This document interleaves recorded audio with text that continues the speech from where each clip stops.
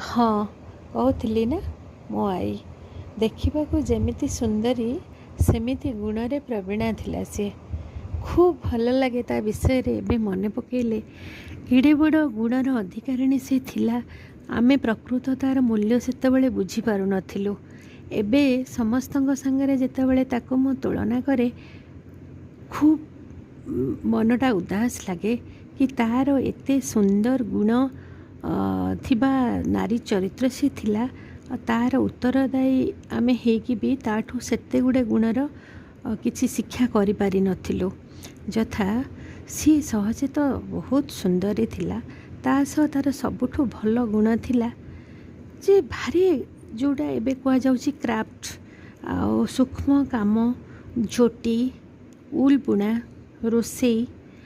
ତା ସାଙ୍ଗରେ ମାନେ ଆମ ଗାଁର ଆଖପାଖ ଯେତେ ଅଞ୍ଚଳର ଯେଉଁ ମାନେ ବାହାଘରରେ ଯେଉଁ ଲଗ୍ନ ଥାଳିଠୁ ଚନ୍ଦନରେ ସେଗୁଡ଼ା ଚିତ୍ର କରାଯାଏ, ଅତି ସୂକ୍ଷ୍ମରୁ ସୂକ୍ଷ୍ମ କାମକୁ ସେ ଖୁବ୍ ସୁନ୍ଦର ଭାବରେ ନିଜେ ହାତରେ ତିଆରି କରିପାରୁଥିଲା। ସେଥିପାଇଁ ସେ ପାଖ କିଛି ଗାଁରେ ଲୋକମାନେ ତାକୁ ଖୁବ୍ ପ୍ରଶଂସା କରନ୍ତି। ବାହାଘର ସିଜିନ୍ ଆସିଲେ ତ ସମସ୍ତଙ୍କର ଅଧିକେ ସେ କିଛି ନା କିଛି କାମ କରିକି ସେମାନଙ୍କୁ ଦିଏ। ଯେମିତିକି ବର ଆସିଲେ ବର ଆଗରେ ଯେଉଁ ଫୁଲଦାନୀ ରୁହାଯାଏ, ଆଗରୁ ବରମାନେ ଆସିଲେ ସିଏ ଫୁଲଦାନୀକୁ ସେ କେମିତି ନା କେମିତି କ'ଣ ଜମ୍ବୁରା କାଗଜ କାଟି କାଟି ଏଡ଼େ ସୁନ୍ଦର ଭାବରେ ତିଆରି କରିଦେଉଥିଲା। ଉଲ୍ ବୁଣୁଥିଲା, ଡିଜାଇନ୍ ପକାଉଥିଲା, ଛୋଟ କିଚେନ୍ ଗାର୍ଡ଼େନ୍ କରିଥିଲା, ସକାଳୁ ପରିବା ତୋଳି ଆଣୁଥିଲା। ଆଉ ତା'ର ସବୁଠୁ ବଡ଼ ବିଶେଷତ୍ୱ ଥିଲା ସିଏ ଯେଉଁ ଶାଢ଼ୀ ପିନ୍ଧୁଥିଲା ସେ ଶାଢ଼ୀ ଖୁବ୍ ପରିଷ୍କାର ଆଉ ସବୁବେଳେ ଆଇରନ୍ ମଣ୍ଡଦିଆ ଶାଢ଼ୀ ପିନ୍ଧୁଥିଲା।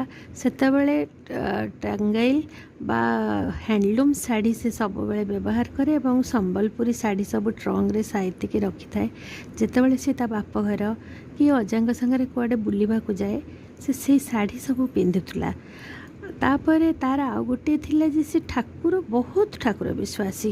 ଆମ ଘରର ଭାଗବତ ଗାଦି ଯେଉଁ ତା ଦ୍ୱାରା ସବୁ ପୂଜା ଆୟୋଜନ ସେ କରାଏ। ବ୍ରାହ୍ମଣ ଆମ ଘରକୁ ସବୁଦିନ ଆସନ୍ତି, ଆମ ଘରେ ସବୁଦିନ ହୋମ ହୁଏ, ଭାଗବତ ପାଠ ହୁଏ। ସିଏ ତାକୁ ସବୁ ଅଧ୍ୟାୟ କରିକି ନିଜେ ଶୁଣେ ଏବଂ ଭାଗବତ ଜନ୍ମ ଯେବେ ହୁଏ ସେ ବହି ଆମର ସମ୍ପୂର୍ଣ୍ଣ ହୁଏ ଏବଂ ଭାଗବତ ଜନ୍ମ ଅନୁଷ୍ଠିତ ହୁଏ।